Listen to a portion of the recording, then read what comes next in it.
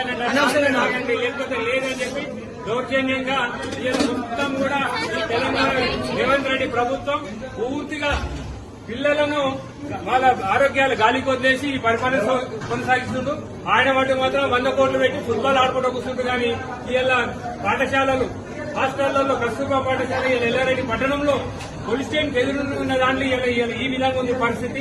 వాళ్ళ పిల్లలందరూ కూడా ఫోన్లు చేసి రావడం జరిగింది. వాళ్ళందరూ కూడా అడుగుతా ఉన్నారు అసలు ఏం చేస్తుంది ప్రభుత్వం ఉందా లేదా అని చెప్పి. గతంలో కేసీఆర్ గారు ప్రభుత్వం ఉన్నప్పుడు మేము 3 నెలలకోసారి 6 నెలలకోసారి పిల్లలతో వచ్చి మేము భోజనం చేసేవాళ్ళం. కానీ ఈ రోజు ఎవరు చూసేటోళ్ళు లేరు.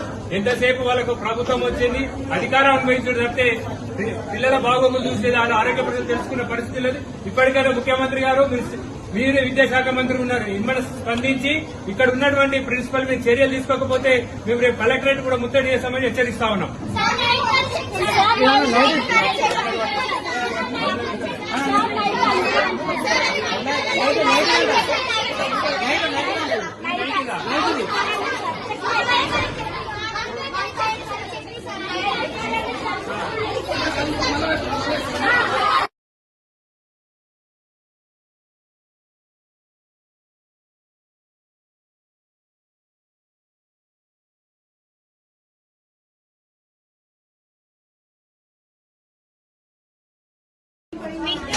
ఇవిడితో రైట్ చేస్తారు.